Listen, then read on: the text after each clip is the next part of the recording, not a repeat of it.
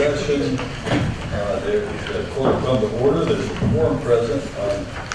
We have a quorum, 4 members are here. Commissioner Press will be momentarily. All legal notices have been duly posted and the court's duly called. Is there a motion to open court? Second. All those in favor? Aye. And will the bailiff please open court? All rise.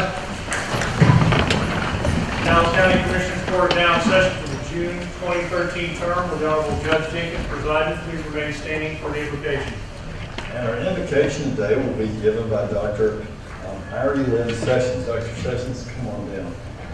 She was born in Hawkins, Texas, which I can relate to because I'm from West Auntie, and raised in New York City. She holds degrees from Oklahoma Christian College, Wright Divinity School at Texas Christian, and a Doctor of Ministry from Colgate Rochester Crozer Divinity School in Rochester, New York, which I can't relate to. Dr. Sessions is an ordained minister in the Christian Church, Disciples of Christ. For 6 years, she served as the associate minister for North Texas area for the Christian Church in the Southwest, and was the first African American to serve in that role. On August 19, 2012, Dr. Sessions was called to serve as senior pastor of Warren Avenue Christian Church in sunny South Dallas.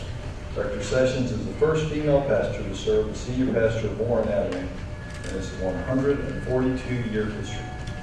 She's a proud single mom of India, a freshman at Jarvis Christian College.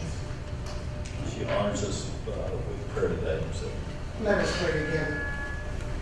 Divine Creator, Maker of heaven and earth, to you we give all glory, honor, and praise. We thank you this morning for gathering us in this county. God, please be with the leaders of our great city. Please bless them with wisdom and knowledge as they plan, as they prepare, as they guide us into the future, as they deal with sensitive and delicate issues that face our city, that face our county. Help us as citizens to live into our call as people that you have created to love one another, to serve one another. Help us to support our leaders and be the best citizens that we can, keeping you at the center of our life. We pray this prayer in Jesus' name. Amen. Amen.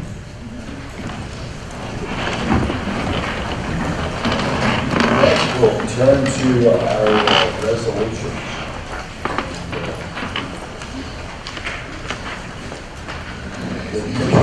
Commissioner Price, who has our first resolution.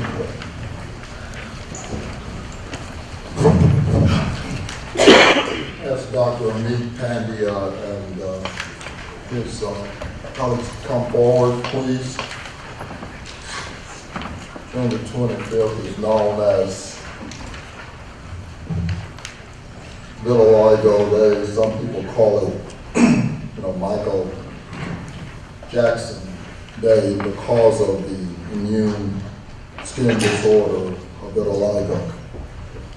And so I present this resolution, Judge and Commissioners, today. It says, whereas vitiligo is an autoimmune skin disease that causes irregular white spots and patches across the body and the lack of color around the eyes, the mouth, the nose, and hands. And whereas vitiligo is common, affecting 3 million people in the United States, and whereas the psychological effects of vitiligo on individuals are vast, with many feeling stigmatized by their condition. Vitiligo is especially devastating to patients with darker skin types, such as African Americans, Hispanics, and South Asians, and there is no cure for vitiligo. And whereas the Dallas-Fort Worth Vitiligo Support Group, in conjunction with the Vitiligo Support International, recently held its first annual Vitiligo Walkathon on June the 22nd at Breckenridge Park in Richardson, Texas. And whereas the goals of the Vitiligo Walkathon are to help educate and raise awareness in our community about this condition, as well as to raise funds for the Vitiligo Support International, a nonprofit organization working to improve the lives of those with vitiligo by offering educational resources and patient family support. Whereas the Vitiligo Walkathon was a great success with more than 70 participants attending and raising more than $4,000. The Vitiligo Support Group mission of spreading awareness is far from accomplished and are still accepting those donations to help the cause. Now therefore, be it resolved of the Dallas County Commissioners Court in support of the efforts of the World Vitiligo Day, June 25th, was created by patients and physicians to raise global awareness about this disfiguring and distressing condition. Focusing on collaboration and education, we can make a difference in so many lives, and we can get closer to finding a cure. And I so move. I second. All those in favor? Aye. Judge, Commissioners, proudly sponsor this resolution from a number of positions. A few years ago, I was diagnosed with vitiligo. And I had seen a number of physicians, and I was told, as the resolution said, that there is no cure. The photos might amaze you with regards to eyes, hands, nose, etc. Those interesting goggles that everyone thought was such a fashion statement, that were clear, were UV designed. Happened to be watching a television expose on BET that talked about this man in Dallas by the name of Lee Penny. And at that particular time, he and I and the other 2 or 3 patients could have met in a phone booth. And so for several years, I was his patient. As he said, there's never a cure. I probably went into remission for about probably 5-6 years. And I'm back.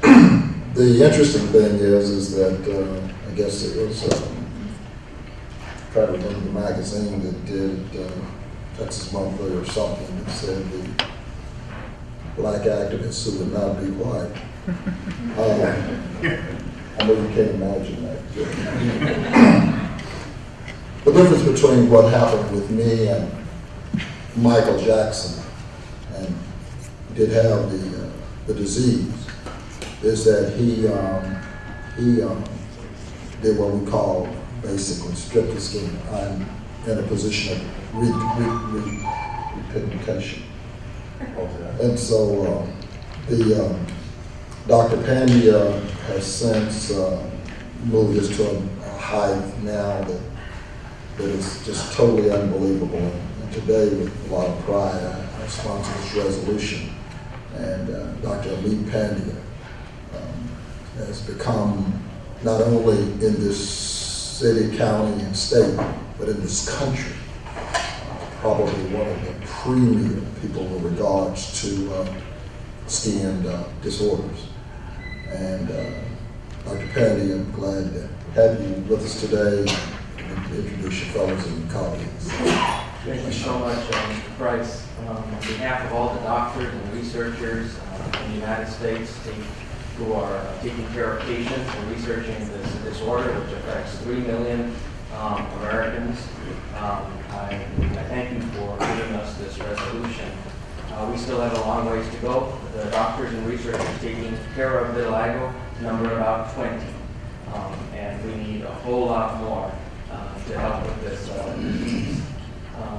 I also would like to acknowledge the Vitiligo Support International and the other groups that are trying to improve the care of these patients.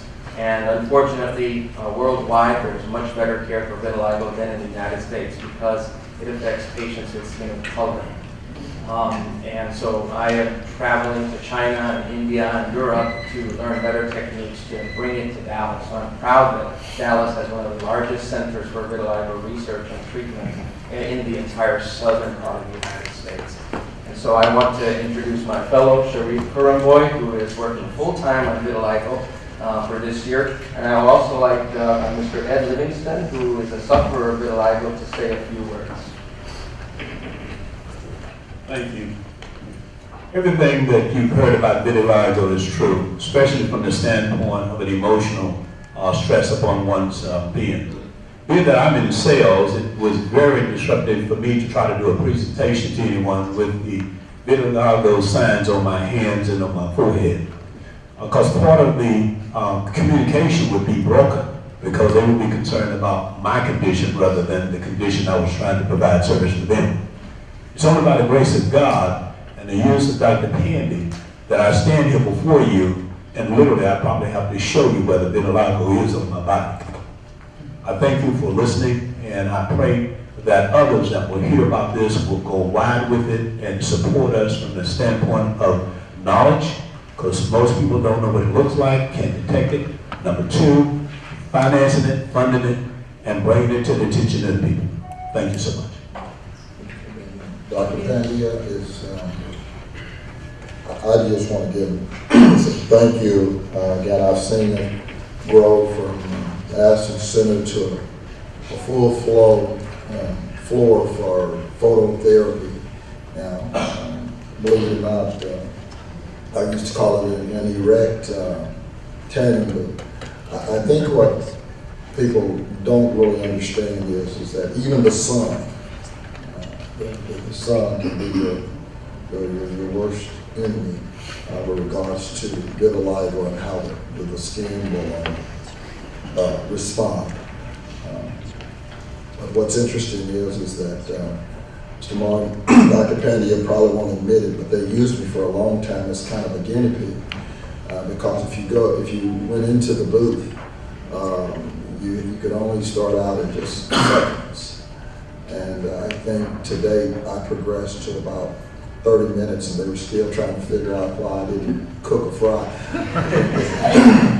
Yeah, I mean, cooking is probably right.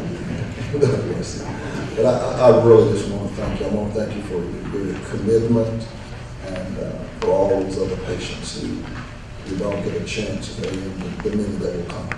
So thank you to all of you.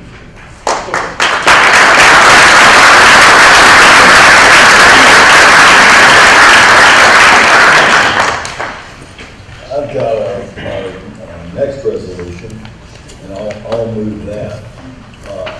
In doing that, I'm honoring today a group that probably for its size is doing as much for our veterans as any other work group in the Metroplex. And I want to, here's kind of a heads up for you guys over there. I want to honor that group because they're deserving of being honored. And I'm hopeful that in honoring that group, I can entice other businesses of this size to have these sort of programs to reintegrate and hire our veterans who are coming home. Before I begin that, let me give a special recognition to our Sheriff's Department, who does a tremendous job in hiring veterans, and to several of our large companies who've done that. And then we need to take that reintegration project to the next level to our mid-sized companies.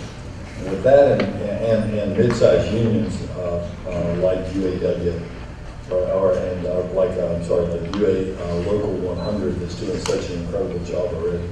So with that, with Craig Berenson and the people from UA Local 100 and from the plumbers, steam fitters and pipe fitters, and please come forward.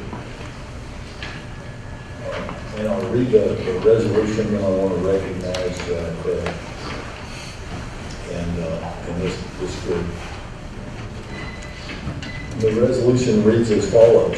Whereas the difficulty of U.S. veterans finding work has been well documented in recent years and has become the focus of many worthwhile organizations, including the United Association of Journeymen and Apprentices of the Plumbing and Pipe Fitting Industry in the United States, Canada, and Australia.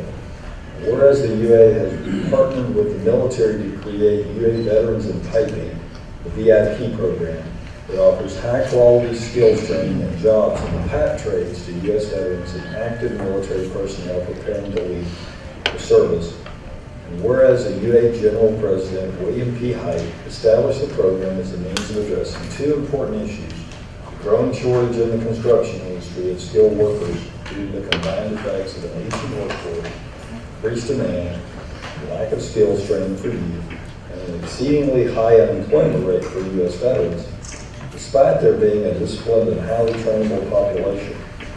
Whereas participants enroll in an 18-week course in welding and HVAC repair service, as both fields are experiencing increased demand for skilled workers. They also earn industry-recognized certification. Upon graduation, VIPs gain direct entry into UA apprenticeship, leading to lifelong career opportunities. All training is paid entirely by the UA and its industry partners at no cost to the participants. And whereas upon completion of the program and being discharged to their new location, the veterans are put in contract with a local union to begin working in the apprenticeship.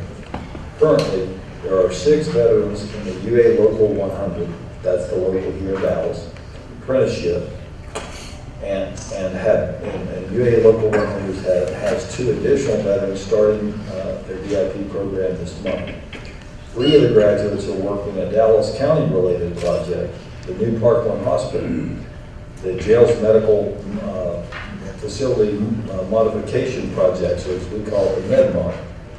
And now, therefore, be it resolved, the Dallas County Commissioners Court is hereby honor the work of UA Local 100 for their commitment to assisting our veterans in meaningful job training and placement, ensuring that those who have served our nation valiantly can continue to be productive working members of society, and I so move. All those in favor? Aye.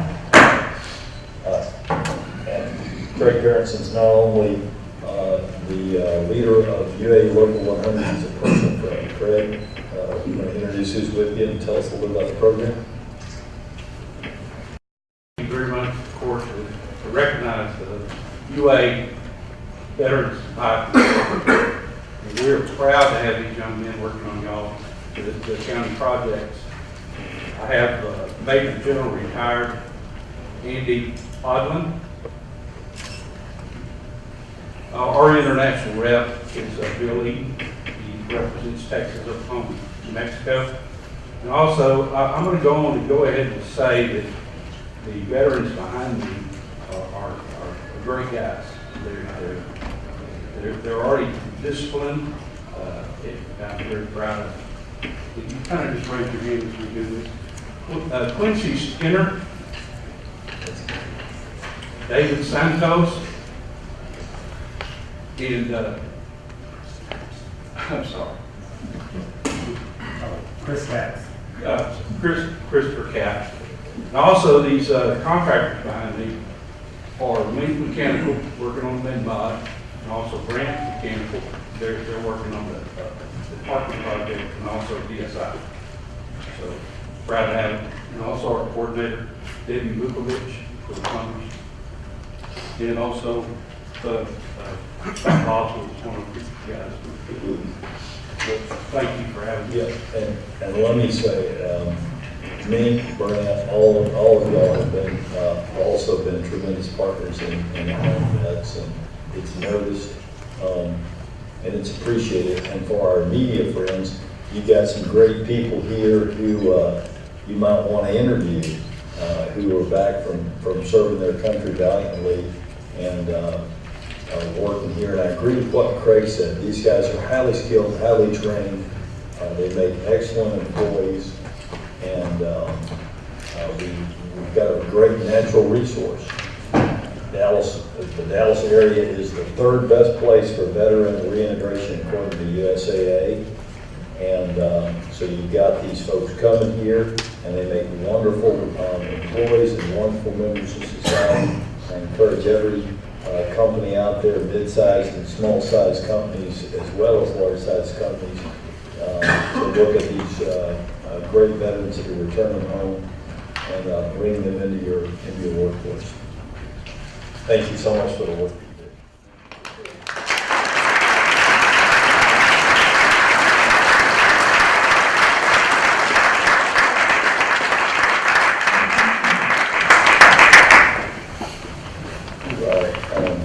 I wasn't banging for order, I was banging for noise, I guess, so, okay. I guess it makes a good time. Oh, by the way, just kind of as personal, Tracy Little and our veterans team that's worked so hard on this stuff would be here, but they are at a state conference all week. Yes, can I have a point of privilege also?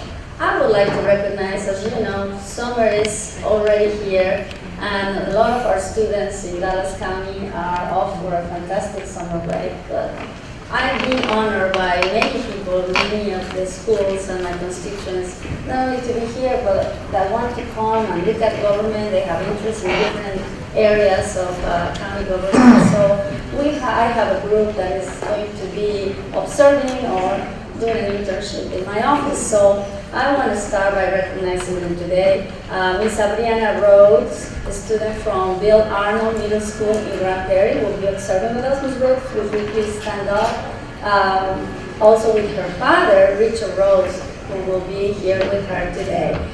Thank you, please stay standing. Then we also have Salvation Army. We have with the Salvation Army doing an internship is Karina Lopez, which is also participant with the Mayor's Intern Program. She is a senior at Thomas Jefferson High School and lives in the Whitechapel area. She wants to study medicine, either at Baylor or Texas A&M. Thank you so much, Ms. Lopez, for being here with us. She's also with Rebecca Hardage today, who will be her companion as well. Thank you so much for being here. Then, of course, I have Linda Reyes. She will be a junior with Molina High School. Is interested in architecture. So, Ms. Blair, I hope you don't mind that we have a tour for your office later on. And, of course, in government. And last but not least, you already met Jose Alonso Herrera. Jose is going to be a senior at Molina High School. He will be interning the last week at my office. So, thank you all for being here. John, smart, articulate young people that really want to, start early in, forward their education. And I also want to recognize some of my good friends from the Henry Holmes Breakfast Group in Irving, Larry Jasper, Bob Kidman, and Arnold Martin, good friends of mine, and they're here to hear some of the briefings as well. So thank you all for being here representing District 4 and making something better. Thank you, Josh. Thank you, colleagues. Welcome to your Dallas County Commissioners. Let me take a moment as well to say the veterans have left. There's some seats down here. I see my mama up there in the corner. Save her one. She's got a crook on her neck, so she could probably sit down somewhere. But yeah, everybody that's back there on the back row, feel free to come on down and fill up the seats if you'd like.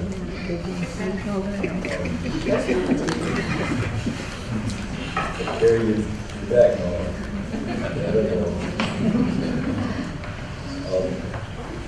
All right, anybody else, feel free to come on down and take up some seats. Next, we'll consider our consent agenda. Is there a motion on the consent agenda? Second.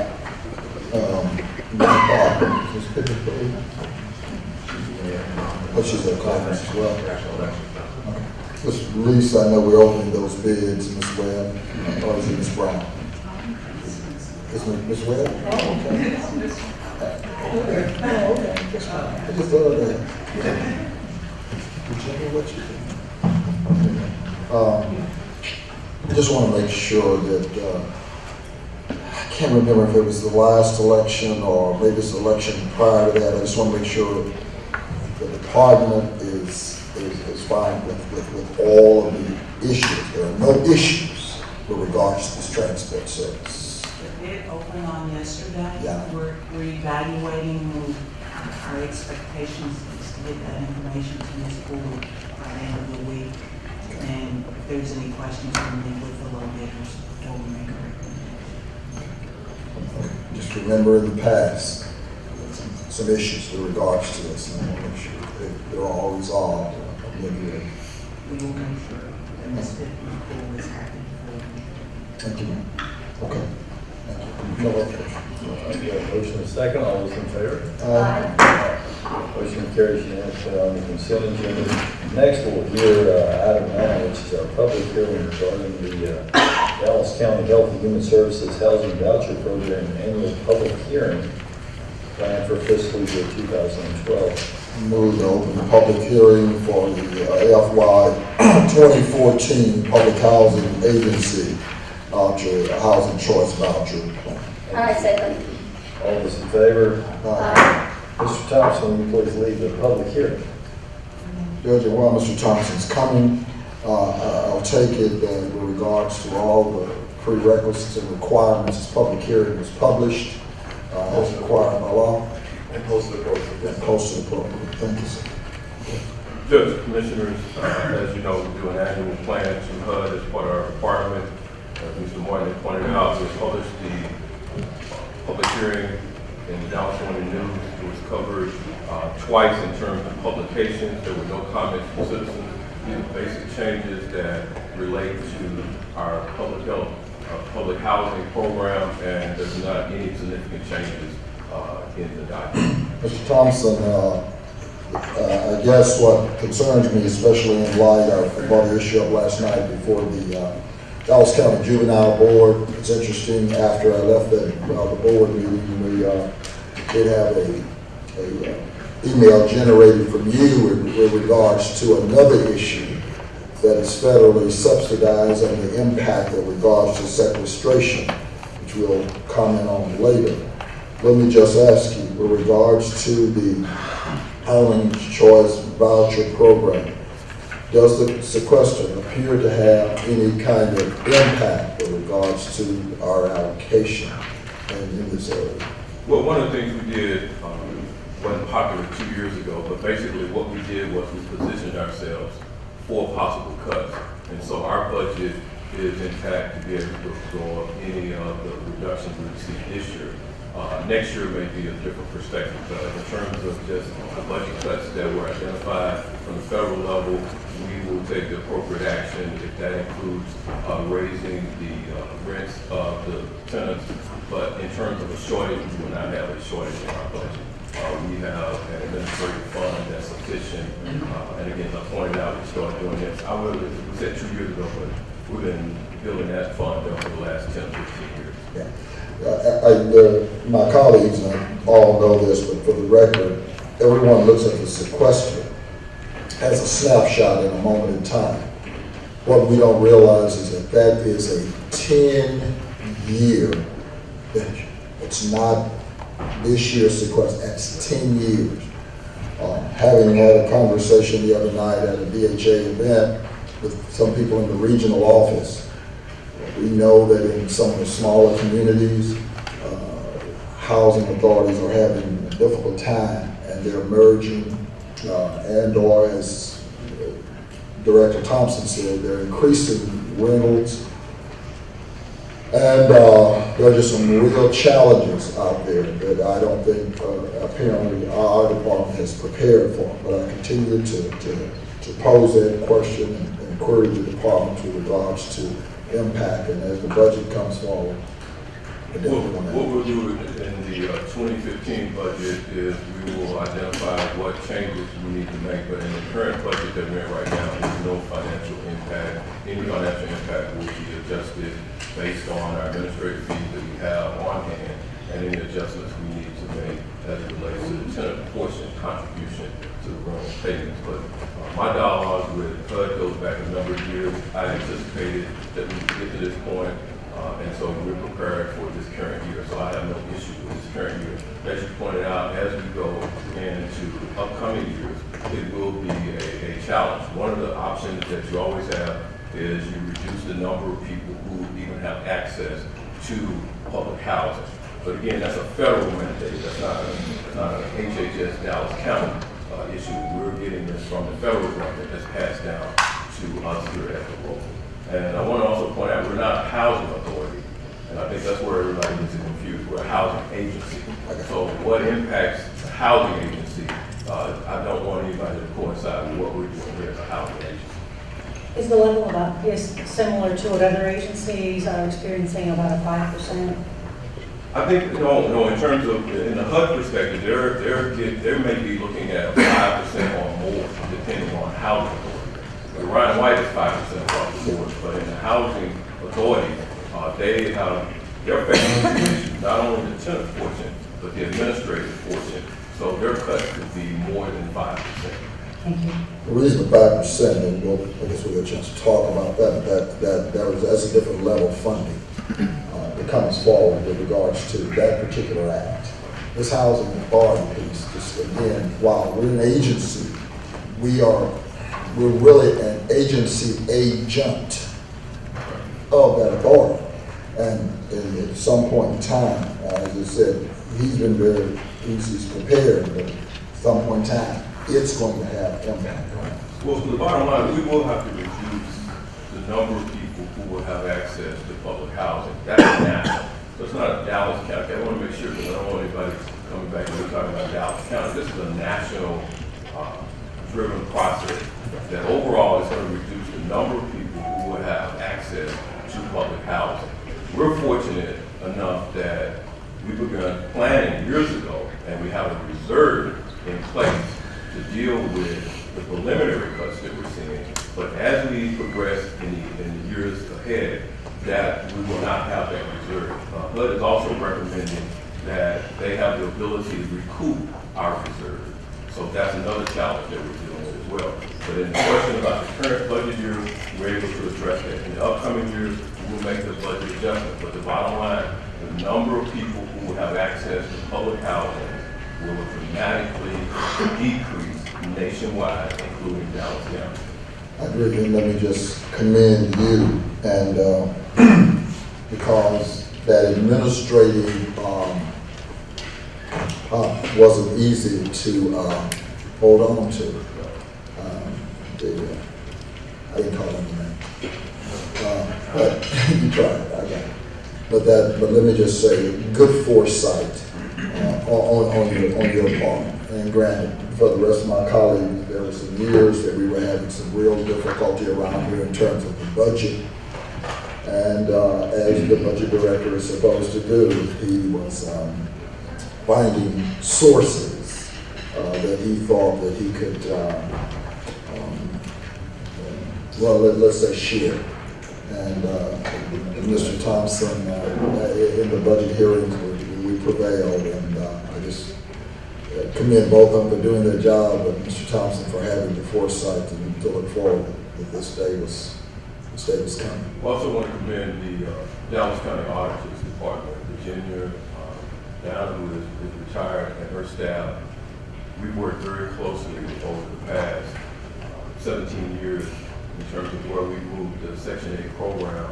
We started out with that 27, we call them certificates at that time. So now that we're at 3,500 housing vouchers in our housing agency. And so to see it grow from $100,000 to now $20 million plus program, we couldn't have done it without the collaboration with the Dallas County Auditor's Office. We've not had any findings to date as it relates to that, so we've run our program the way we should have, and that's why we plan to keep the administrative funds intact. For your efforts in helping people with the particular housing needs. But how we know public housing today or yesterday, as we go forward, will be no more. Thank you, Mr. Thompson, and that's why, just listening to your comments, it becomes even more important for us as a county to participate with some of the other entities that we have participated in the past, like the Homeless Alliance and the work that Commissioner Price is doing with the Health Authority, as well as the North Texas Behavioral Health. So look forward to continue to work with you and staff to be sure that if we're going to have a decrease as an agency, we will have an increase in the 1,800 units that we're planning with other entities. So thank you so much to you and your staff. Thank you, Jeff. Thank you. And now it's an opportunity for public comment. This is your opportunity to make any public comments you desire regarding our plan for fiscal year 2012. Are there any speakers? Are there any speakers? Are there any speakers? Judge, Yeah. had Hearing none, and I would move to close the public hearing for the Housing Choice Voucher Program. Public Health Agency for, Public Housing Agency for 2014. And I second. All those in favor? Aye. Motion carries unanimously. We will now consider court orders 10 through 32. There's a motion on 10 through 32. So moved. Good, second. We've got a motion and a second on 10 through 32. Any discussion? I just want to make some comments on agenda item number 29, which is on the briefing agenda as well. But since it's already for approval, I just want to thank, this is, colleagues, as you read, the authorizing phase 2 for the mobilization and implementation as part of the master contract for energy performance. It's over $17 million, and I want to thank obviously Ryan Brown and Gerald Martin and their staff for moving this piece forward.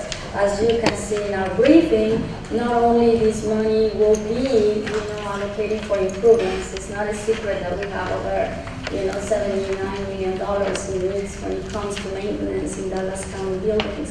So I know that we have heard a lot of the complaints from Crowley, Downtown Complex, Luz Terrace, and this also includes some of the smaller buildings that are in their need of some kind of maintenance. So I think as a county we're moving forward. I know Honorable Daniels and myself have met with Mr. Brown and Mr.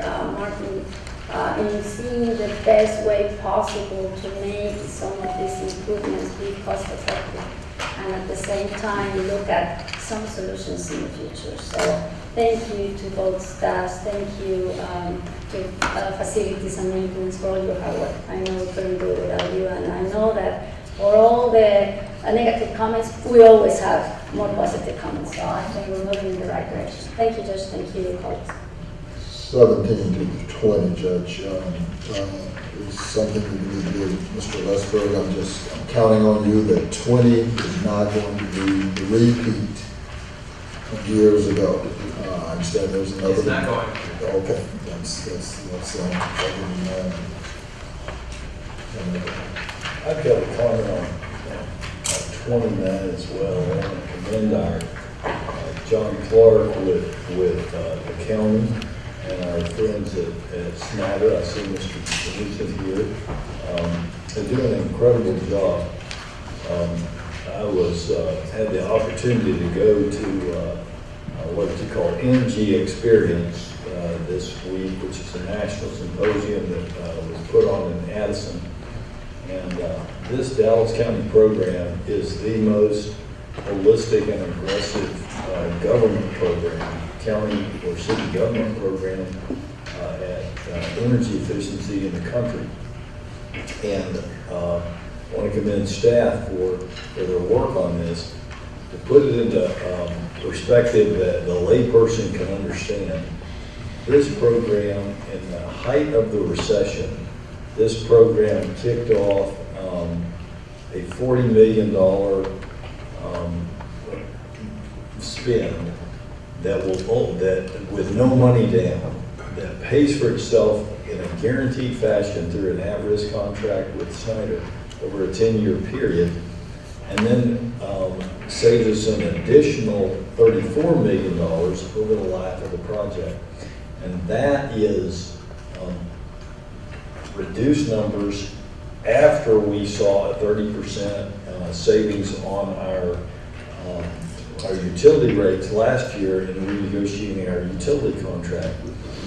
On the environmental side, to put it in, it's 500,000 tons of CO2, and to put that into perspectives of things that we can all put our arms around, that's like taking 85,000 cars off the road. Or it's like finding 125,000 acres and planting new trees and roads in that area. So tremendous energy savings, tremendous environmental opportunities, and a really great project, and fully in support of kicking off phase 2.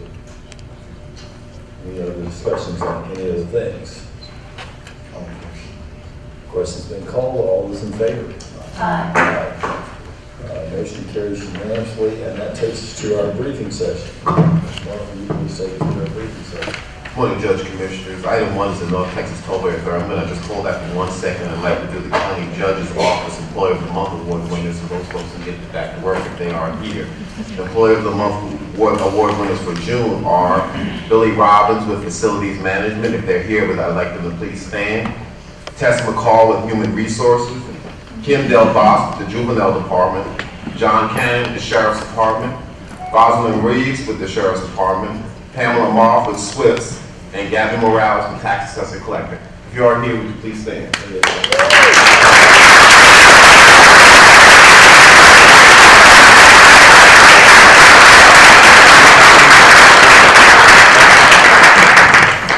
Thank you. Again, I'd like to encourage department heads to get your nominations into the County Judge's Office for Employee of the Month Awards.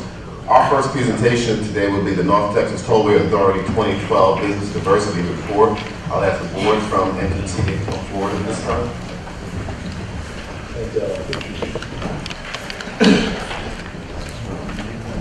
Good morning, Judge Jenkins. My name is Patrice Ellis Kirk, your representative on the Executive Board, and my colleague, Tex Desai. And we'd like to also thank you for the opportunity to present this information to you as an update to our last meeting, and we had additional questions that have been raised that we would like to certainly address and address those appropriately for you. We do begin and preface our entire presentation with the saying that we had before, which is this is work that we have done and there's much work to be done. So we are continuing to build out this program. But we were asked about some specific questions around separate dollars awarded to DEEs from expenditures on non-federally funded projects. Additional information with DMWDEs for years 2008, 2009, 2010, and 11. And also the process by which we use to qualify minority and women-owned small businesses. So we really did preface most of our report to address those questions, but we've also added some additional color so that we can make certain that we address those. I think on this first one is a recap of what we shared with you previously. Since 2008, we began that year with a diversity participation of 14.7%, and beginning 2012, you'll see that that number is at 25.1%. And our goal is to have that number continue to increase. The next slide, as you can see, is an additional breakdown of our MVP, and you will see that of our MVP beginning in 2008, 11.6% to 2012 being 16.9%. That brings you MVP. And then if you look at the next slide, this is an additional slide from our previous slide, but it also just shows you a breakdown by year of the various categories by ethnicity and gender. Number on top of the money. That's the percent. Percent, I don't know if that's. Percent. And then as you can see, specifically for the 2012 year, questions were asked about our various categories, and we really use, these are the 4 categories that we break down our spending in. And you can see each of the 4 categories where we spend the lion's share of our dollars on construction, and you can see that that is the area that went the most significant in terms of our categories. And I think next you will see our questions that were around certification. And I think, like all other governmental agencies, I don't think I know with all other governmental agencies in the region, we all utilize agencies that we listed here to validate and verify our CMWDE certification process. In addition to that, though, to make certain that we're doing more, We also randomly check our prime monthly payments, reports that are submitted. We also meet with our primes on our construction projects as well as our other projects to make certain that the work is being done, that those that we're paying, that work is being paid, and to whom that work is being distributed and paid to. So we do have random spot checks within our system to make certain that we are addressing those issues as well. I think, one of the things that we've been spending a lot of time on, certainly we see the numbers, but it's how do we increase our results? What are we doing to make certain that as we move forward, that we're addressing the needs, that we're getting those opportunities, that we're seeing those opportunities and seizing those opportunities for NTTA within our participation of DMWE companies. So, we've heard our conversation in the past around our roads programs and our regular outreach. But in addition to that, this past year, we've really been focused on ways in which we can increase bonding efforts and other trainings. So with that, we're providing scholarships from the regional Hispanic contractors as well as the Black Contractors Association to receive training from the general contractor, the Associated General Contractors, I'm so used to saying AGC, Highway Division. And it's a 10-week training program that they're developing. In addition to that, we've been working with Senator West's office to create the Cooperative Inclusion Plan, which is really a comprehensive program that we think is addressing the lack of DMWE using hubs on the highway projects. So we are working diligently to try to increase the number of entities that are out there competing for the work. In addition to that, we continue to have our business chat sessions, our diversity advisory council, so that we can stay appraised of what's going on in the market. In addition, our head of diversity is also in the market and working informally as well as formally with a number of entities, as well as entities that are attempting to do business at NTTA. So we've got a lot of work to do around that. We still have some challenges related to our reputation and the ability to do business with us. Those are the things that we're continuing to work on as a number of our other public entities are out there doing as well. I think one of the things that we have been working on, and I think you'll see, is the number of that are serving as prime contractors. Like you'll see, we started off in 2008 with about 17, and this year we have 44 in 2012. When I say this year, this past year, serving as a prime contractor. And the next slide actually shows you the listing of all of those primes for 2012. And of that, seven are Hispanic, 11 are African American. A number are women-owned businesses as well as Asian businesses. And our goal, as we have really begun looking at our contracting, is to look at the way in which we can increase the number of our prime contractors doing business with us as well. And I think the last slide here actually, or second to last slide, separates our prime and our subcontracting from 2008 through 2012. So you can see that we are working towards increasing those dollars on all of those categories. And the last slide is actually a question that was asked about our federal funding spend. And really, during the years of 2008 and 2009, we had no federally funded projects. In 2010, we had the PGGT, which is the President George Bush Tollway Western Extension project. That was a federally funded project, and that was about 19% of the total project spend with DMWE entities. And with that, I think that those were the additional questions that were broached.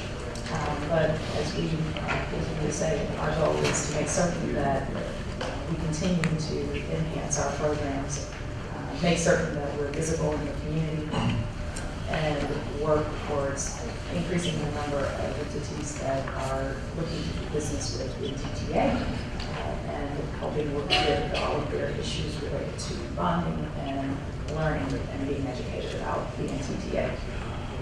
Truth and test. Yes. Thank you both. We've got a long way to go, but we're moving in the right direction through the work that y'all are doing. I'm very mindful that we only have 2 of NAG on that board, and part of the job that you got is being able to convince others who perhaps are not as interested in this issue as we are here in Dallas County to move in the right direction. I see the positive nature of that work when I discuss this with Chairman Barr and a couple of the other members. So I'm hopeful that we'll get much better participation, particularly with African American businesses. We need to see our numbers going up quite a bit. They're very low right now. I know we've been working on that, but that's the real challenge. We're seeing our MWB numbers go up, but that does not spread out across the spectrum of minority-owned business as of yet. Another challenge there I know you're working on, but I appreciate your hard work. Yes, and we are working on it, and there are numbers that we look forward to going up, not where we need to be. Director Kirk and Casada, I also appreciate load up, my dear. I just find it very interesting. First of all, I queried to get the rest of the questions raised so that I could get some specificity with regards to the first report that was published. Not that one, I have one that, because unlike the judge, I read the same data and I don't come to the same conclusion.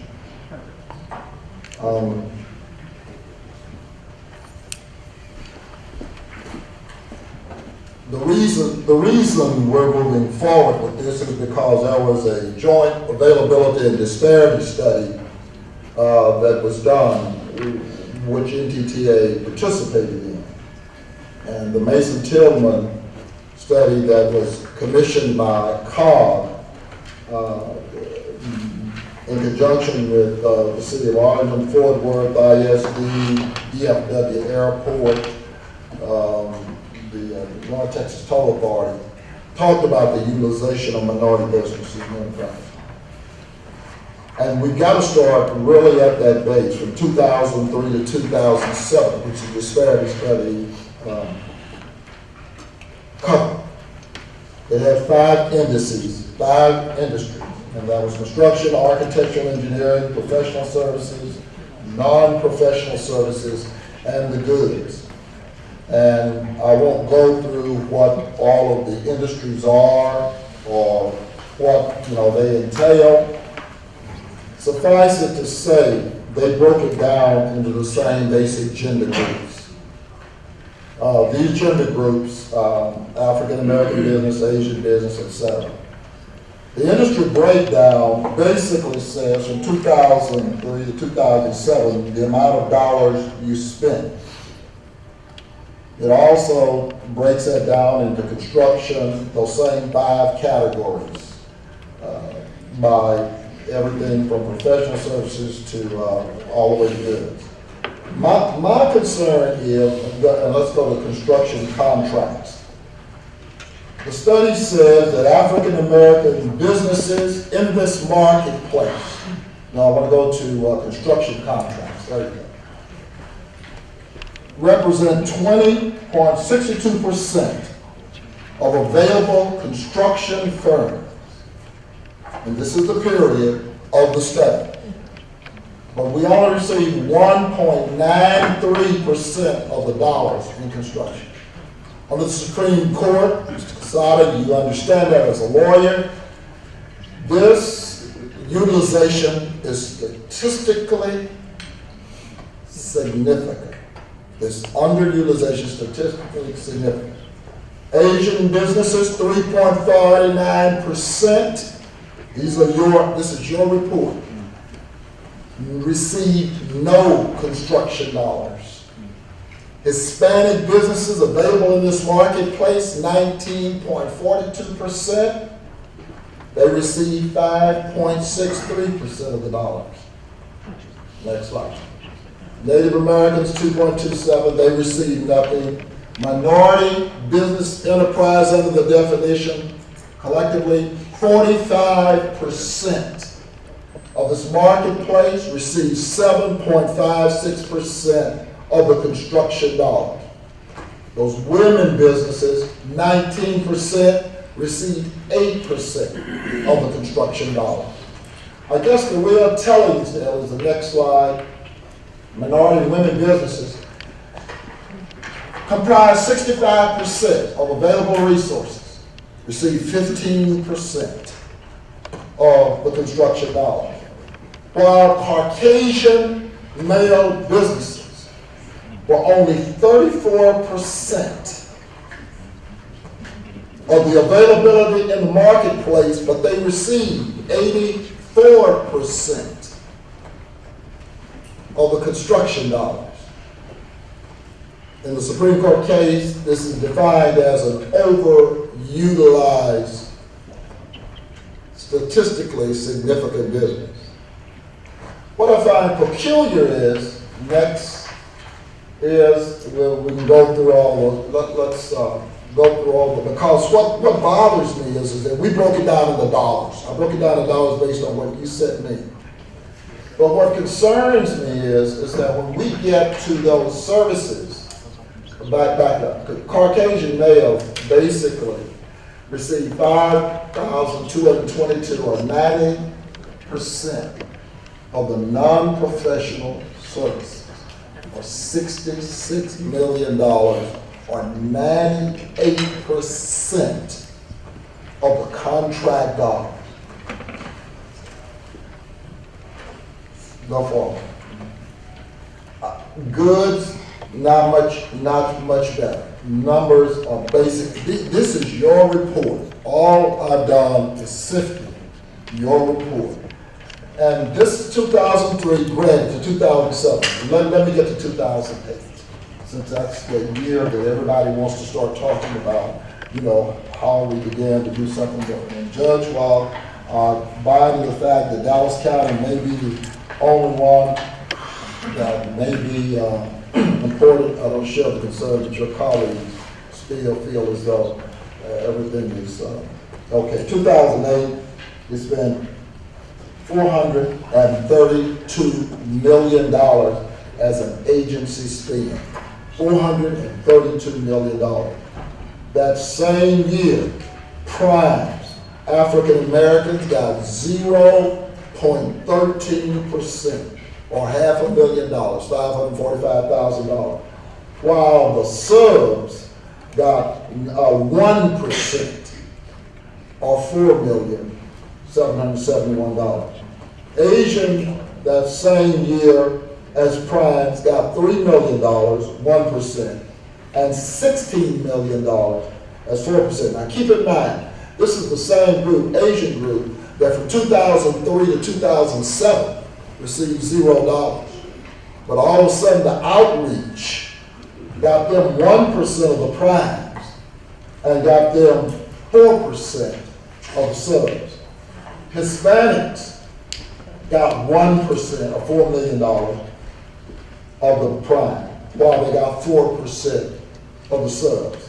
Native Americans got 0.26% of the primes, and 2.9 million, 1% of the subs. The reason I'm bringing that up is if I take the disparity study from 2003 to 2007 and the availability in the marketplace, the only groups that every group came up, with the exception of African Americans. According to your disparity study, with regards to the availability in the marketplace, every other group increased. substantially from where they were. When you look at this, the agency spending, that was 2008. Let's go to 2009. Not too dissimilar. Same kind of statistics. In fact, in 2009, African Americans went down from 0.13 to 0.06. They increased in subs to 2%, from 1% to 2%. But every other group, again, by the way, your spend in 2009 was $481 million as a percentage of spend. And I've got it broken down on the bottom part with regards to construction, architecture and engineering, professional services, non-professional services, and goods. African Americans still don't seem to be progressive, regardless of what year you give us. 2010. Instead of going up, we're going down. But the disparity study says the marketplace, the availability is there. We remain static in 2009, 2010, 0.06, 2% sub. Everyone else, look at the numbers. The spend in 2010 was $500 million. 2012, $402 million spend. We went from the 0.13% to 0.06% and finally made it to 1% in primes. But we decreased in subs. The spend since you guys have been calculating, if you take the 400 million, the 500 million, the 481 million, you got several $1 billion. It's not increase. And when you take the 2012 breakdown, which is on that slide, on annual expenditures, the percentage of total spending gives me some real concern. That's the reason I asked for additional information. I don't know what information anybody else is reading. That's the reason I said on the first of the slide, the more things change, the more they remain the same. The inconsistencies are in the disparity study categories. You know, you haven't moved forward. You have not moved forward as far as African Americans are concerned. And while I appreciate your commitment to serve and to work, you know, Judge, I guess basically what you're saying is the fact that we have two people of color, they're the only one that's concerned. Even though the disparity study comes down from the Supreme Court with regards to the availability in the marketplace of the individuals to provide goods and services in those 5 categories. With all due respect, I think all of us are equally concerned about what's going on in Dallas County and the distribution of funding. I would also like to mention that I received this document at, 9 o'clock this morning? I received that document, but the questions that they were queried about, that they asked about, are the ones that I generated as a result of their last presentation. And then I asked for more information as a result of their last presentation. I got that document this morning too. I haven't even looked at that document. This document is what I asked for when they were here several months ago. And so as a result, we have been calling through their presentation and asking for additional information. So this result here of this breakdown is information they gave us that they presented and I inquired about as a result of their presentation. So I haven't read the document. I got the 9 o'clock document this morning too. I got that document. That's not it. It doesn't matter. I don't care what that document this morning says. I'm giving you their historical data that they presented to us. And while we may be concerned, Commissioner, I guess I'm going back to the judge and what he said about those other individuals and Chairman Barr. I don't have the same comfort level that he has. Chairman Barr's been on that board for a moment. And as a result, I'm just saying from their information, it has not significantly improved. The disparity study says it's available, and it has not improved. And let me make it clear here. We're talking about an availability disparity study that was done in 07 or 08. I don't know. I don't know that most of the people in this room were even in office then. Certainly, Patrice Ellis Kirk and I were. We came here in late 11 or 12. And I don't know that this is brand new news. You all had this study for years and years and years and years ago. Not everyone has been on the commission that long. I appreciate that. But the problem is you've given me information to say you're doing better. 2008, 2009, 2010, 2012. That's your information. I'm comparing it. I wouldn't know. Commissioner Cantrell and I are probably the only persons around here. But my concern is that you're at least holding out that, wow, we're doing better. You spent $2 billion and we haven't exceeded 1%. And that's on the sub side, much less the prime. You're exactly right. The African American numbers have got I believe that all of the ethnic minority numbers should rise. If you look and see what we've done in the last year or so, and I remember some of these contracts are years long, so even if I make a change today, it's going to take some time for those numbers to show up. But having said that, since you and I visited, since I visited with everyone who was on the commission at the time, these numbers have come up, not as much as they should. And frankly, we're going to have not as much as we'd like to. We've got to redouble our efforts on education, on removing systemic barriers. I don't believe... Mr. Cassata, I appreciate that. I mean, just please, just don't tell me it's raining. My concern is that African American number, it's not an educational problem, according to the study. It's not an educational problem.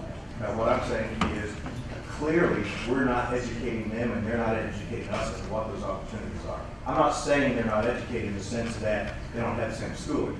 Clearly, there are opportunities out there that are not taken advantage of or made accessible to. That is at its root cause.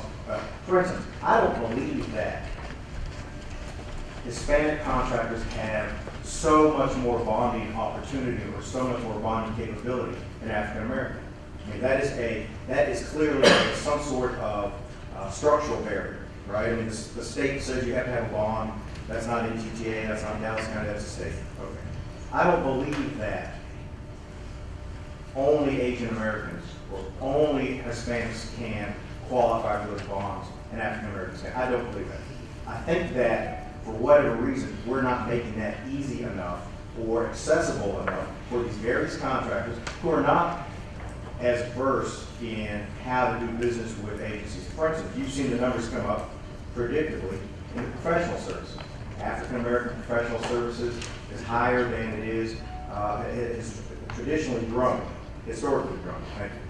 Well, I don't think that it's because they are, I think those folks who are educated, who have great opportunity to use these systems, I think they take advantage of that. For instance, we have an African American subcontractor or contractor now, prime contractor, who used to work in the governor's office. Okay, I think he understands how to do business with the government.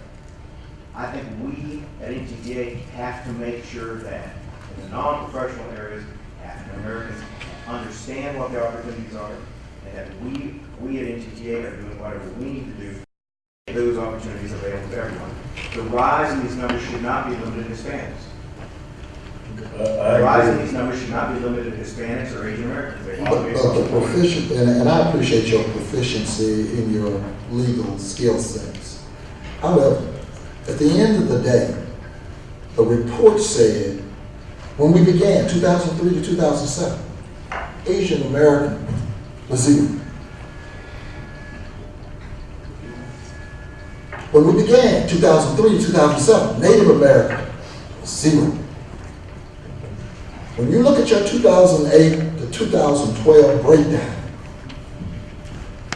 they significantly surpassed, not only broached their market availability, but we declined. I mean, let's call it what it is. I know y'all don't like to use the big R, but let's call it what it is. I didn't do the study. I didn't do the study. And that's the reason I asked for more information, because the last time you were proffering, you were saying, wow, we've come such a long way. And what you do, like I said, as a percentage of agency spending, as opposed to the 5 categories, and that's fine, you want to do 5 categories, you want to talk about professional consulting services, but the availability is broken down by services, and it's in your report. And Commissioner Price, there's no arguing in terms of the numbers going down. They have. We've got work to do. And that's what we came here the last time saying, and that's what we're saying now. And from a results standpoint, what we have to do is to start looking at what it is we're doing in the marketplace.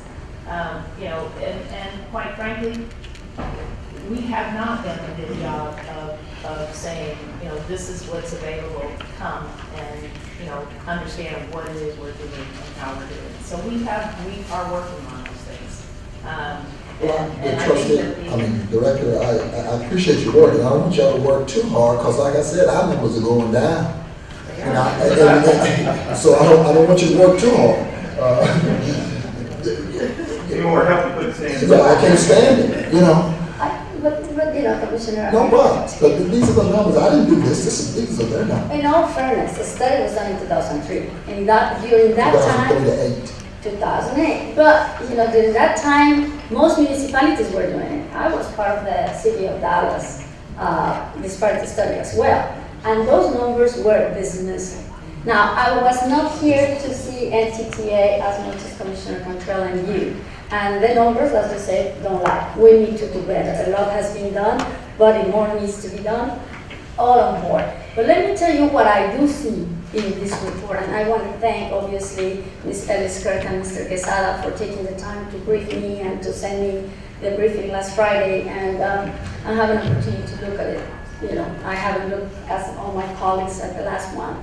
But one of the things that I do see in this study is that in 2 years that I have been here, when we appointed you and we started doing some of the work that you've been doing, I see an increased participation of 8% in 2 years, reaching 25%. When the numbers that Commissioner Price read, they weren't even in the teens percent. Now we're on the 20%. And that, Commissioner Price? That's not true. Yeah, if you take the numbers. Well, I'm looking at the percentage, and the numbers are increasing, correct? If I look at your briefing from 2010 to 2012, from 86.7, we went to 100.9 million. Is that correct? Yes. In terms of the set aside. See, hold on just a second. The pie. If you take the pie, if you still relegate 80% for white males, and you relegate 20% of the pie for everybody else, yes, we've increased on the 20% of the pie. I'm still worried about the 80% of the pie. Well, and I totally agree with you, Commissioner, but 2 years ago, we didn't even have that 20%. And I'm listening to you, and I totally agree with you that we have to increase every single numbers of any minority participation all across the board. I think that's here loud and clear, and especially African Americans. However, being fair to the people that we have appointed that have been briefing us, and to the leadership of my colleague Judge Jenkins, we have increased. Something that we haven't done as a Dallas County. We're still looking at a diversity study in the last 2 years to know how are we doing. So I am just going to say that while I totally understand the concerns and the challenges that we have, NTTA in the last 2 years since I've been here have increased. I love y'all, but this I know, I love you too, I love you. this hooray, we're doing better. We're not in slavery, we're a couple of months out. You know, I mean, come on. The fact of the matter is, and I understand, I'm not putting it all on their shoulders. The judge said, you know, they got to convince the rest of those other 7 individuals who happen to be not people of color. And, you know, do what? One of them is? Yeah, okay. Anyway, 6 of them, okay. My concern is at the end of the day, you know, I hear what people are professing, but it's the performance. And again, I'm back to the 20% of the pie. The study says, and the study hasn't changed. Now, we're getting ready to do a study, and the study basically says, how do you have a group that represents 34% of the marketplace get 80% of the contracts? And they're still getting, they did it before the study? No, I take that back. Before the study, they did 98%. Okay, I take that back. And so now we shift. We took 20% and we set over here, and now that same market survey is now getting 80%. Commissioner. And again, better than what we're doing here in Dallas County. I don't know what we're doing that Dallas You know, County. we haven't even done it, this disparities. I can't get Parkland. I can't get Parkland to come and do what you're right, 17%. And they're saying that we couldn't do what they were doing. And by the way, we can't do what they were doing because we don't have a disparity study. We just move forward. We're waiting on Parkland to say, come on, and let's move forward. We're trying to get there. So we don't really know. They said we couldn't use that study to move forward with Dallas County. All I'm saying is don't. Commissioner, I think we find ourselves as a court in violent agreement with the tenets of what you're saying. When I was running for office, I think I told Anthony at the Black Chamber event that his numbers, well, I used a word that probably would be inappropriate for court, were very poor for NTTA, and I think he agrees with that. Because where we were before 2011 is we had the same 5 legacy contractors, and those 5 legacy contractors had a walk on the work at NTTA. And that's something that we recognized, I think, as a court, that the state legislature recognized, that we made a focus of the Fountain County judge's review of NTTA in lieu of Sunset, and then the Patrice and Tex came on board in 11 and 12, set to change. Are the numbers where they need to be? We're also in violent agreement on that. They are not. What I see that is positive to me is that legacy block is broken. Larry Phillips, the chairman of transportation, has worked with Phil Wilson, the executive director of TxDOT, Gary Kerrigan, the director of this organization, to look at ways to open up opportunities for MWB firms. We are continuing that.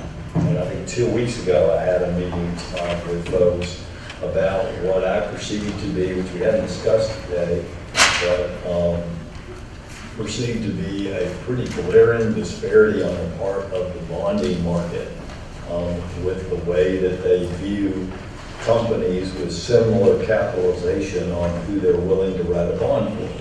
Now, without using the R word, without using that word, I believe what we can do, what we're working on doing, what Patrice and Tex and Phil and others are working on doing with that, is people to, I've heard the commissioner use, you've got to fish where the fish are, or let me, people have said, I don't care what we charge as long as I get to bill. I've heard, things of this nature from people. I think it was my stepdad who said, I don't care what we charge as long as I get the bill.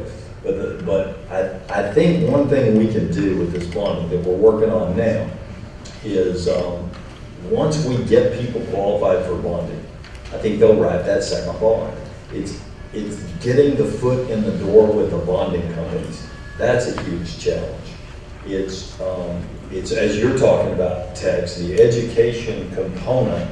I talked to a friend of mine who has a construction, he's African American, who has a construction company, but it's not road construction, it's something else.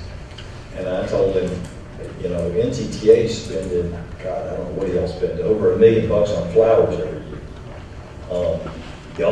You guys need to focus on within your chamber community and getting folks into these seminars, learn about these opportunities. There's a lot of work out there, and also with TechStop. So we're doing that, but it's slow going, and it needs to speed up. Last commentary. I hear all of this.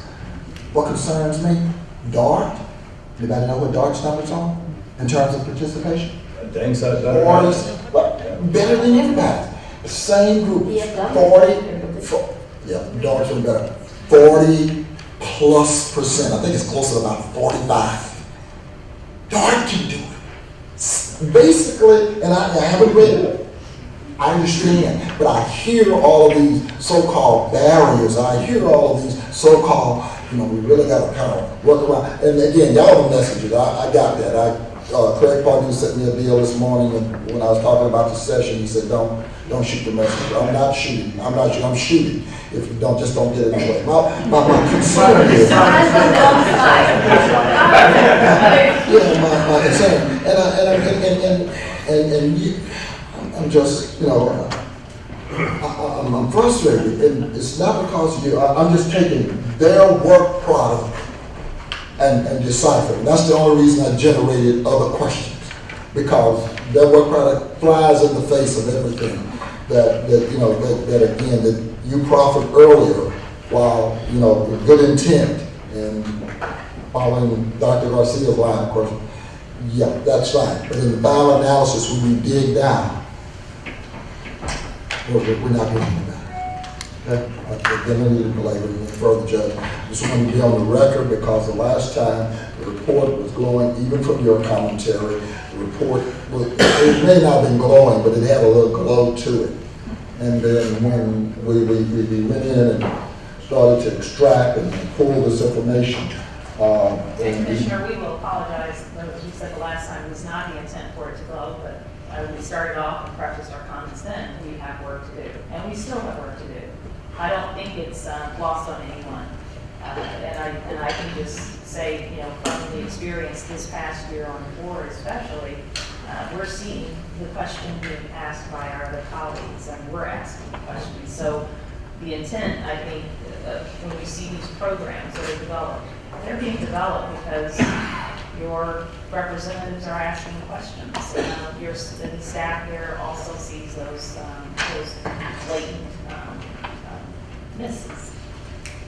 And if there is anything that we're disagreeing on, and I'm not sure there is, I'm seeing the work that they're doing, looking underneath the work, and seeing systems being put into place that we can build on to have success.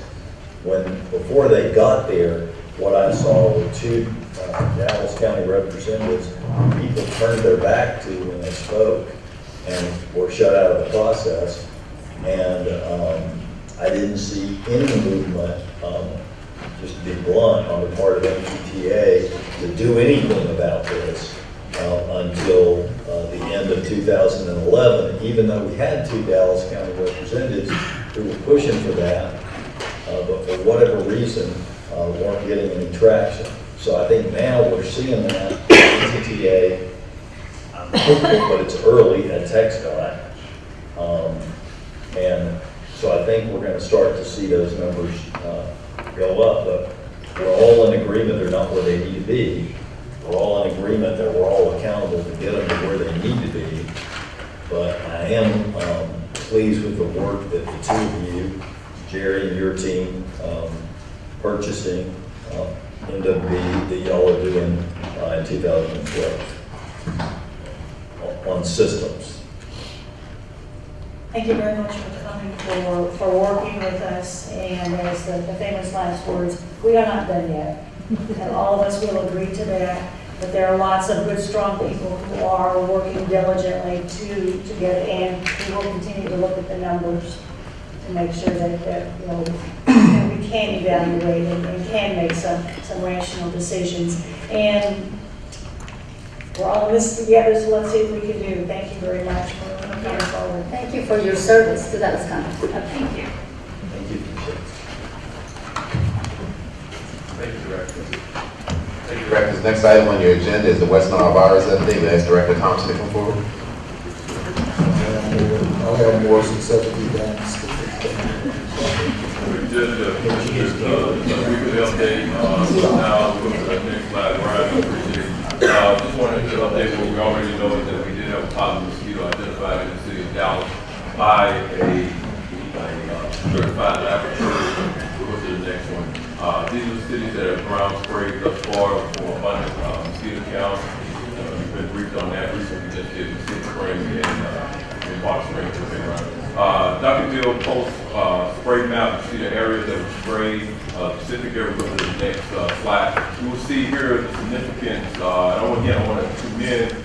Dr. Perkins, who is looking at these mosquito counts weekly, daily, and the area that we were focused on was that Greenstone Court. As you recall, we had close to 800 mosquitoes abundance in that area. You see now that in that Greenstone Court, you have a number 17. So it was reduced by two things. One, I would commend the city of Duncanville for also going out and working with the citizens on lava siding as well as the Target Spring. So it shows the collaboration when Dr. Perkins identified high mosquito counts, we contact the cities, we give them a chance to take appropriate action, and then we still continue to see the mosquito counts going up. Then we do Target Spring in that specific area. This is not wide area spraying. It's targeted to the specific area where we have identified the high abundance count.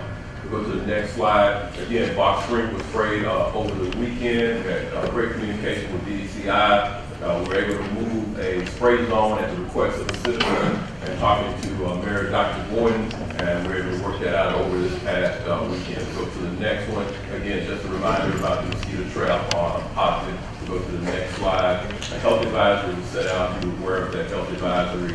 And then we'll go to the next slide. Dr. Perkins and myself sent out a letter to all cities, letting them know we finally got the CDC guideline. And so we sent that out to the cities to make them aware of it and pass it on to their elected officials. Mosquito control vendor report. Again, I want to thank the court for allowing us to utilize DCI. They've been instrumental in going into areas and doing ground spraying. So it's assisted our staff tremendously. Map Vision is working fine. The maps that I showed you previously, I forgot to mention, were from Map Vision. And we're waiting on our insecticide resistance testing. We have a date up there, but we'll let you know as soon as we get the resistance testing back in. All of our samples that we have tested at the Dallas County Health and Human Services Lab have been negative for West Nile virus. Again, I will caution that we have this presentation in the morning. We never know what happens in the afternoon, but to date, there has not been any positive mosquitoes that have been tested by our lab. I'll bring up our top doctor, Dr. Perkins. I'm going to ask Dr. Perkins. Before he does that, Director Thompson, I asked you a question last week with regards to and I did see your correspondence to Dr. Carrie Gordon as she inquired about citizens of Ball Springs in Southeast Dallas County and the availability of that product purchased hopefully by Dallas County. Right, well, we're looking at, after the conversation last week, I touched base with the state to look at purchasing, allowing us to purchase with grant funds mosquito dumps. Waiting on a word from them. Hopefully I'll have some word here in the next 24 to 48 hours so we can move forward on it. We want to get enough. Won't be enough for all citizens of Dallas County, but we want to target definitely low-income senior citizens to be able to provide those mosquito dumps. Mr. Cantrell, you are here. I remind that you and I were the only ones around the fire ant where we sold it at our Road and Bridge district at a discounted rate to the citizens of Dallas County. ducks seem to be a concern and their availability. I guess the only other question I'd ask you, Mr. Dr. Thompson, is that should the state not be forthcoming, it's been over a week now, but the state is not forthcoming, is there a kind of a secondary plan that we can kind of put in place, because it's not like mosquitoes gonna wait on the state? Well, I agree, and I wanted to give them that first opportunity to work very well with us and okay in funding. If I don't hear anything by the end of tomorrow, Wednesday afternoon, I'll make a budget adjustment. If the budget officer is okay with that for around $10,000 to go ahead and move forward on it, I'll make a request. You've told him before, I think you'll. I guess you have an inventory of the cities that are distributing those. Yeah, we'll pull the inventory of those cities who are already doing it versus those cities who don't have any mosquito counts, and focus again on the target population would be, again, low income and the senior citizens. And especially because we wound up with the cities that he earlier, Lancaster, DeSoto, Rockville, and those areas, and Ball Spring. I'm just concerned the fact that we had the overabundance in those areas. And I guess Dr. Perkins is probably talking about this whole source thing. We're having a difficult time, but since people want to talk about the larvicide, I definitely want us to try to be as helpful as we can to that population who doesn't have access to Don. All right, I'll bring up the top Dr. Perkins on the surveillance report. I also want to point out, as you see the fluctuation, I think the key on these abundant counts, this thing get kind of overblown, depends on what story wants to get on first. The concept is we've seen a fluctuation of these numbers, and if you look at last week's numbers, you've seen a decrease in the abundance count. So while you may see a 38,000 number up there, you have to go week by week and kind of chart this. So I want to be very clear and for accuracy's sake. Dr. Perkins, our top doctor. Thank you, Dr. Thompson. Good morning, Mr. Court, citizens of Dallas County. As you can see on the screen there, the most recent West Nile surveillance report. And in regards to the average number of queens mosquito per trap that has increased from approximately 84 to 126. However, I'd like to go up as far as the row above that, the number of trap results that are currently pending. It says greater than 100. As our cities that are throughout the county are doing their trapping, they're sending a number of the traps to the state of Texas Public Health Lab. So with that being in mind, we're waiting on the results from the state laboratory regarding the number of mosquitoes that were counted per trap, and also whether they were positive or negative. And as was indicated for the city of Dallas, we got our first positive confirmed mosquito trap from the public health lab that was being the state laboratory in Austin. So we will see that these numbers are going to fluctuate based on the input of information that we receive ongoing. So in regards to the current trending, we're seeing that the counts are steadily increasing, and because of that, we have these different areas throughout the county where we have a great abundance. We're still attempting to find the sources of those mosquitoes as far as the breeding areas, larvicide in those areas, drain standing water, and also knocking down the adult mosquitoes to decrease the threat to our citizens that reside in those communities. Now on the next slide, let's say for example, we know in Texas so far, in the North Texas area, Tarrant County has experienced a positive human case, confirmed case, as well as Anderson County, which is in the Palisades or East Texas area. So we have 2 confirmed human cases. However, when a person is infected with a West Nile infected mosquito and they become symptomatic, there's a criteria that has been established by the State Health Department as well as the CDC. Those individuals that sought out medical attention, they're contacted by the epidemiologist from Dallas County Health and Human Services. And we look at the medical records, we also talk to the medical providers, and we look at the lab results and so forth, and make sure that the criteria are met. And based on all of the challenges in trying to compile the information, we make a determination whether a confirmed case or not. Now, for example, if we screen individuals that are sitting in this room, there are going to be a percentage of us that are going to be positive for West Nile virus. Because we're going to have those antibodies present. So what does that mean? For example, last year, we had another input into the presence of West Nile virus in our community.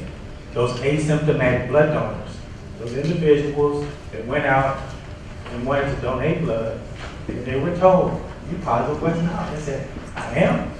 I have never felt sick." How could that be? So what I'm saying to you, we can actually try to determine if that person is a West Nile case recently, or has that person been exposed and was a case in the remote distant or past.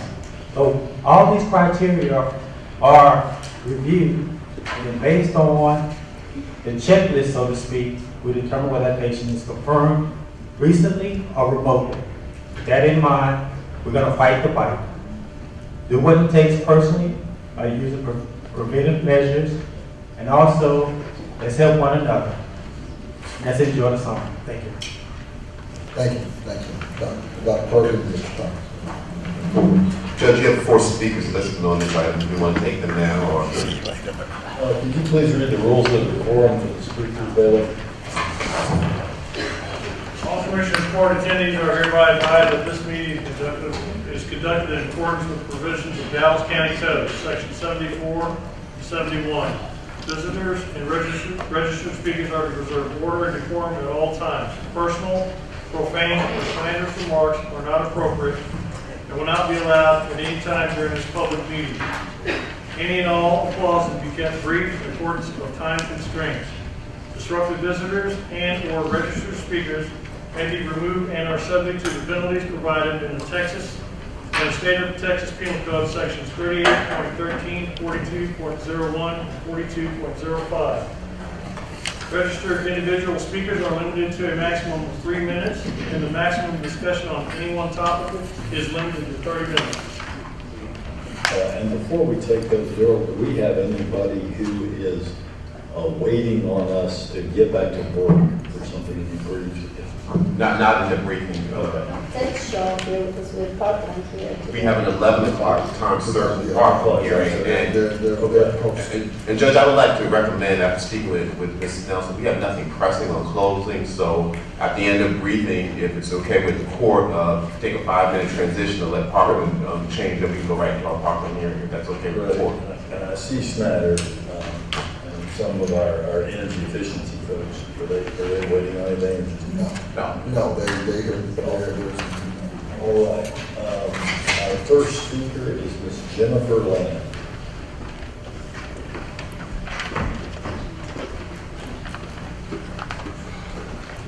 Morning, Jim. Hi, thank you for having me here and allowing us an opportunity to speak. I'm Jennifer Land. I live at 3905 Wheaton. I want to take a moment to commend Mr. Perkins, Mr. Thompson, and Dallas Assistant City Manager Joey Zapata, who tirelessly worked behind the scenes consensus building with concerned citizens and leading experts in tackling the complicated public health threat of West Nile.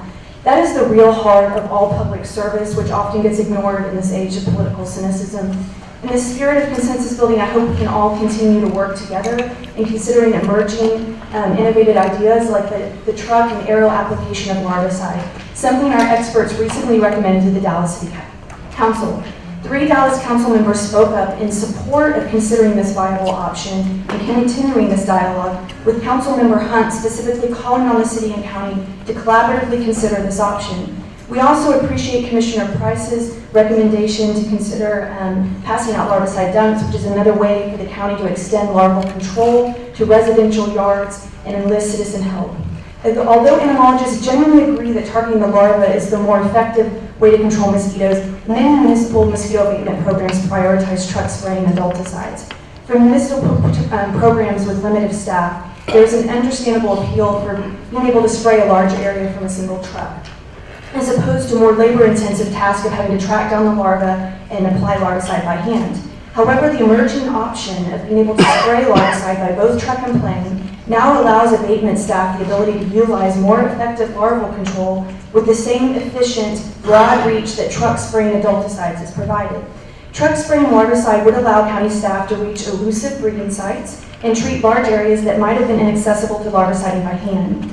Municipalities like the state of Massachusetts and Indian River, Florida are providing other cities with a template of how to both truck and aerial spray larvicide.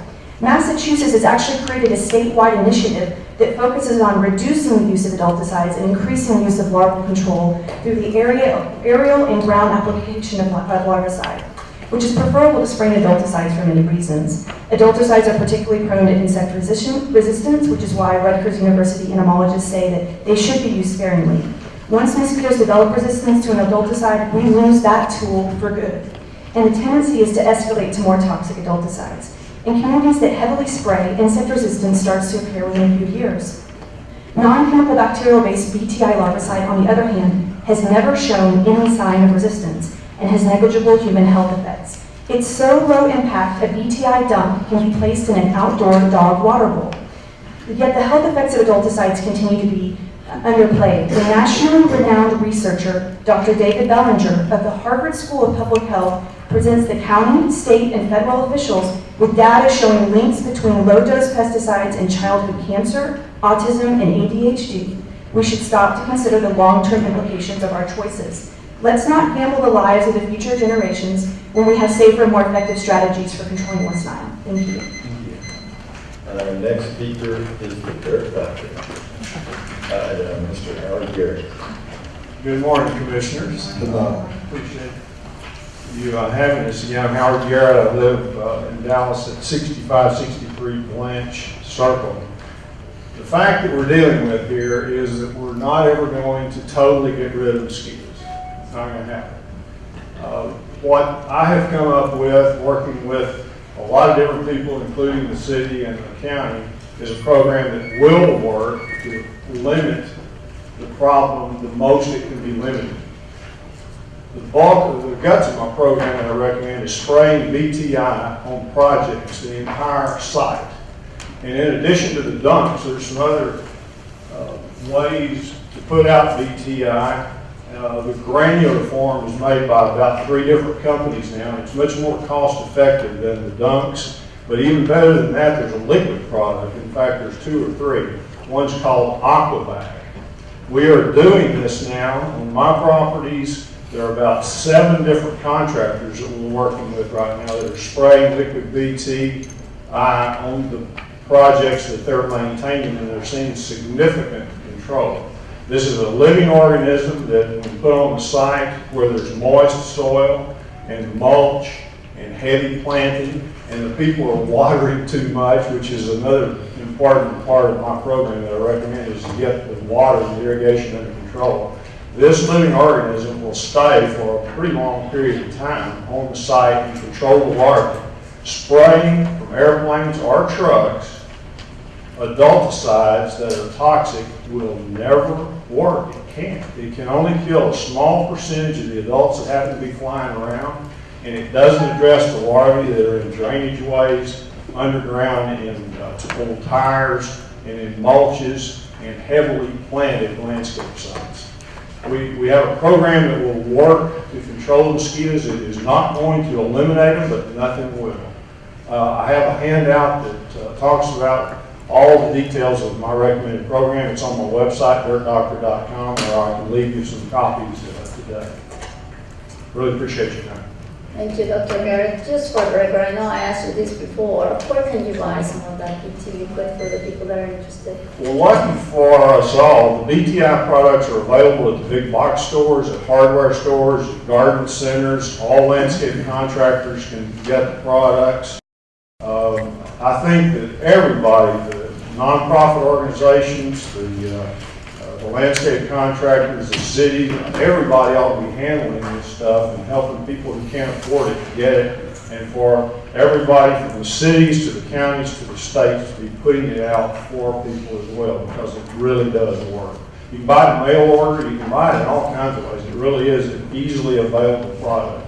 It's BTI, it stands for Bacillus thuringiensis israelensis, and that's because it was discovered in Israel in the dry stream beds there, surviving. So that was one of the reasons I got to thinking about it. If we spray it everywhere, and it will go through the sprayers that we're currently using, by the way, we can set up a situation where we have this living organism there and preventing the mosquito problem on a large scale. And it takes like 2 minutes to get your whole yard moving stuff.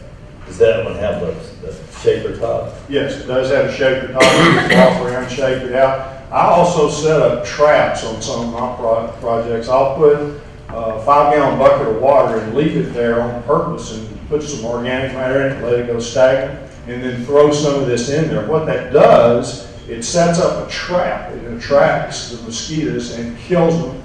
So we eliminate them from that standpoint too. And hopefully you will come back later and give us the result of all the projects that you have going right now. We're getting some good feedback and good results from these contractors. They've been very responsive, and we'll be glad to do that. Great. Thank you. All right, and our next speaker is Dr. Norman Richardson.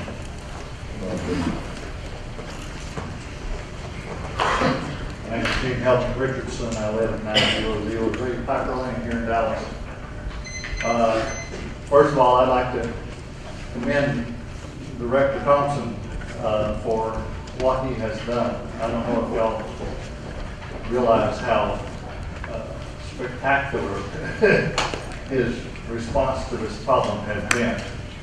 Bureaucratically, he did a triple backflip with a half twist and nailed it.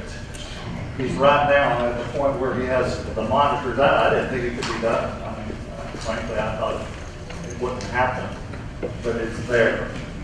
We have the monitors, we have the analysis, we have the numbers, we know where those mosquitoes are. We know where the most of them are anyway. Now all we got to do is find where they're breeding and treat them. And that's the difficulty that we're facing right now, is that we know that most of the traps don't catch much. A few of them catch everything. And we know that those mosquitoes don't fly very far. They really don't. They usually hang around. So where are they breeding? And I think it's a great entrepreneurial opportunity for someone here. If anyone here knows anybody that breeds, works with road sniffing dogs or bomb sniffing dogs or cadavers sniffing dogs, this is something that's really stinky. That water is not pleasant to smell. I've sniffed it out myself. You walk by and you catch a whiff, and then you go look and there's an old bird bath in the bushes and it's just full of stagnant water. That can be done. And if we locate them, then we stop them. That's it. The larvae are there and they will not come out.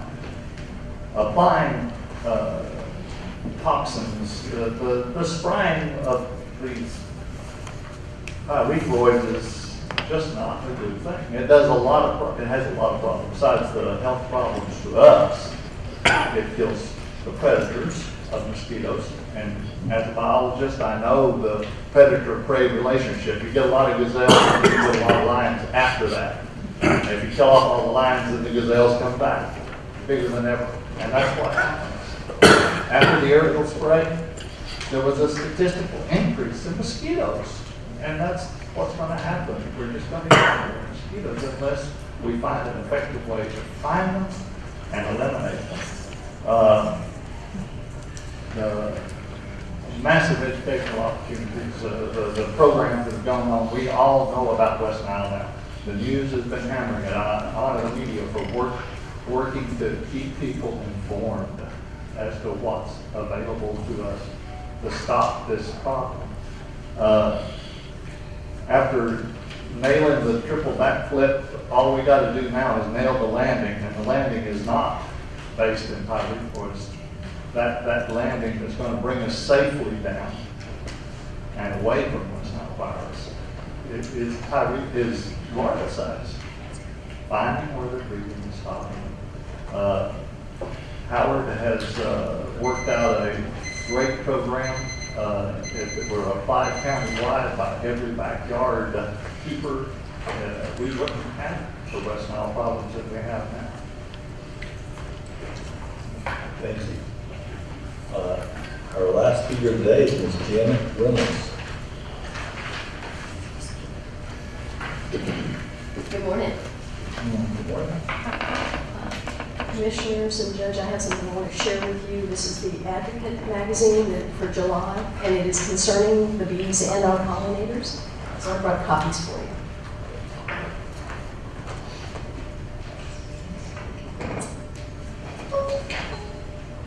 So I'm here with great appreciation for the opportunity to speak at this hearing. Thank you. It is my hope that it will be a listening as well. I come to you speaking as a grandmother and a mother.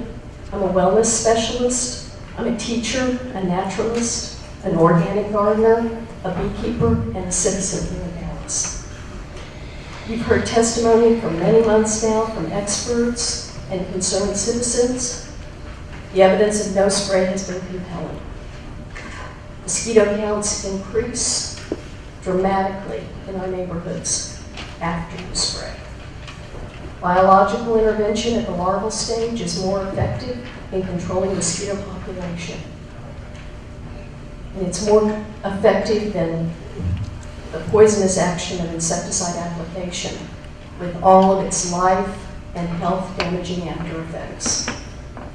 You've heard all this before, again and again. Every loss of life or impact to quality of life is a tragedy. You can measure the infection rate, but it's impossible to track the damage left in the wake of the spray. What is the motivation to continue to follow the destructive, ineffective course of using pesticides?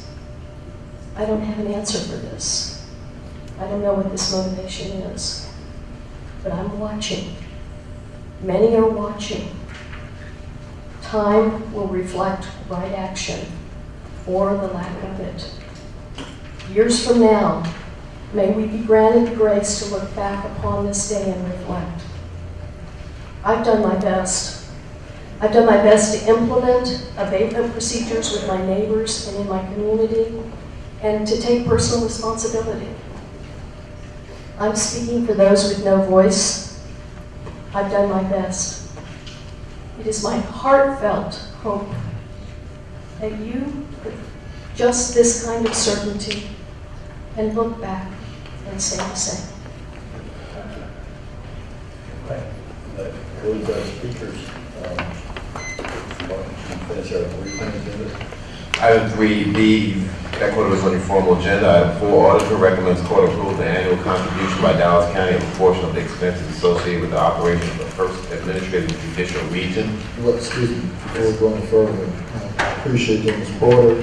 I see a $9,000 increase in conference expenses, and then I see a $3,000 increase in staff attorneys. Is that a way of giving staff attorneys a raise? What I'm missing? Yes, they do have the authority to make a determination. And we don't have it, so they will turn in that fee increase, pay increase to staff attorneys that they support. That's their responsibility to turn that in. So, and I appreciate all of that.